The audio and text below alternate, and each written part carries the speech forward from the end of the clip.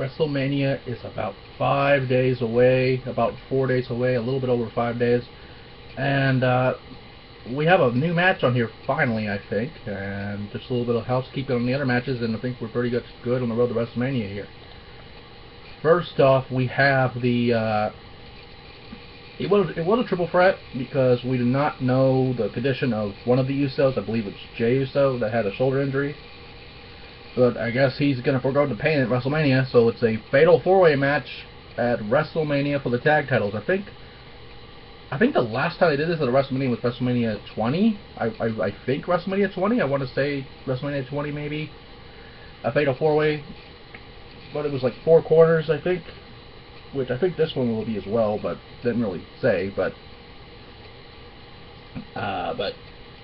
basically, if you've never seen one of these before, you know, whoever gets the pinfall submission first wins. It doesn't matter if it's your partner. Well, I mean, it does because the outlaw rule isn't in effect anymore. But yeah, we have the Usos, Jimmy and Jay. We have the Los Matadores, Fernando y Diego. The New Day, which I guess is Kofi Kingston and Big E. Normally they have the 3 of them in here so they figure out which 2 of them goes in the match, but I guess that's already been decided. And of course the tag champions, Cesaro and Tyson Kidd. Now it's been much like the Intercontinental title, it's been a little bit of a who's who trying to figure out who'll get the title shot here, but it's interesting because any one of these teams could win this match. I honestly think since Tyson Kidd and Cesaro just won the belts a little while ago, they won't lose the belts. But you have the Usos, and the Usos have held the belts for a long ass time. I think every month up until now we've had the Usos with the belts. So it's interesting to see how this works out.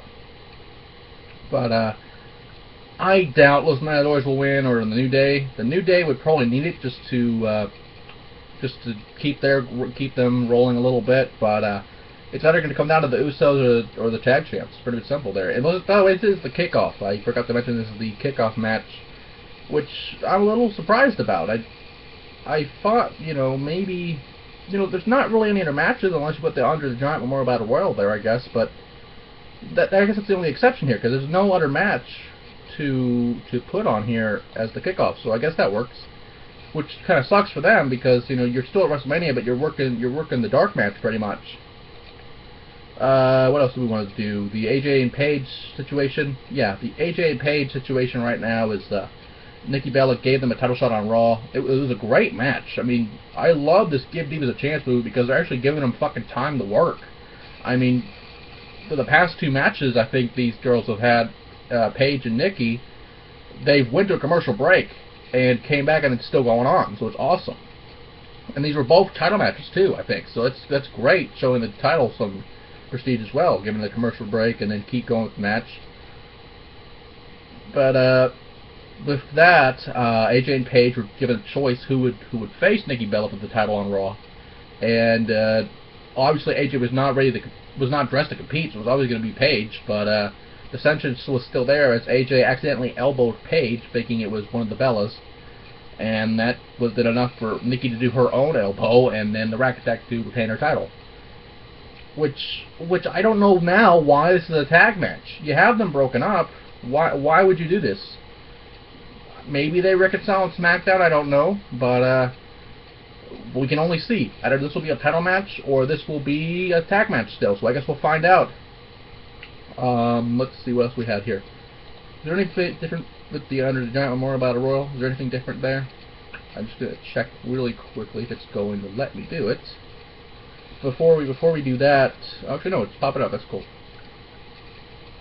See if there's any other names on here that's different. Yeah, there are 2, and Connor and Victor of the Ascension. Now, I have given the Ascension so much shit recently just because of their new gimmick, but it's interesting to me because the Ascension back in FCW and back in I don't think I ever got to talk to them except for the Royal Rumble, but ever since NXT and FCW, the Ascension was actually a stable with Tito Colon, which is I guess Primo or Epico or one of them, and oh god, who was it? Shaul Guerrero. I forget her name, but it was Shaw Guerrero. I forgot her ring name though, but and another dude I think that obviously got eventually got released. And they had this like Undertaker like entrance where the lights would go off and they had this epic music and they would be fucking metal, fucking mental, fucking crazy. It was amazing.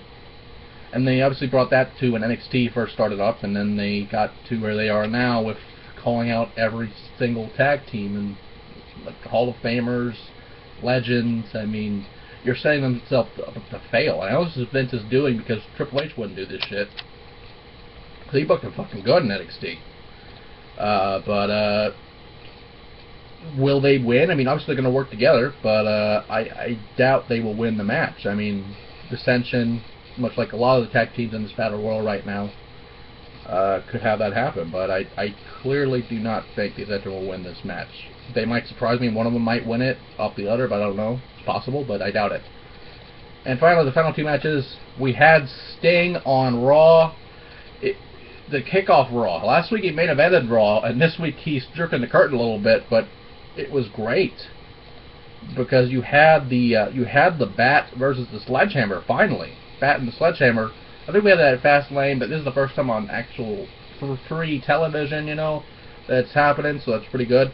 But this is really awkward because it's the first time I've ever seen Triple H back down someone while holding the sledgehammer. I don't think that's ever happened before. At least if it has, I don't remember it.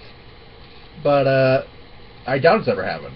I mean, that was the first time ever last week, and it was crazy. So it makes you wonder what the game is going through with only a few days left of WrestleMania. And then we had the fucking segment that was great, and then turned to shit really fast. We had the face-off between Roman Reigns and Brock Lesnar. Paul Heyman, again. Paul Heyman... Can we not just give the belt to Paul Heyman at this point? Because Paul Heyman is the main reason this feud is actually interesting.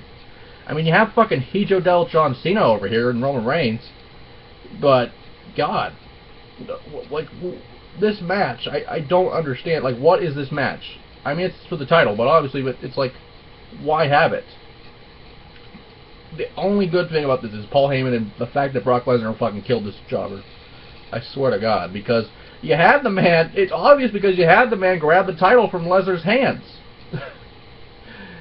And I was shocked by that, honestly. I did not expect that from Roman Reigns, but it was interesting because Roman just fucking grabbed the belt. They had a fucking tug-of-war, fucking Rugrats style, to end the show. It was horrible. It was funny because of all the memes and shit that were happening because of it, but damn, it was like fucking Rugrats shit. Give me the fucking toy or whatever. Like, what the fuck?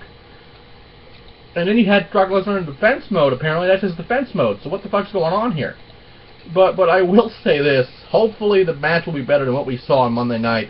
And WrestleMania is about 5 days away, so hopefully this can be salvaged somewhat. I hope so, because, Lord, this'll just watch it to see Brock Lesnar kill this fucker. That's pretty much it.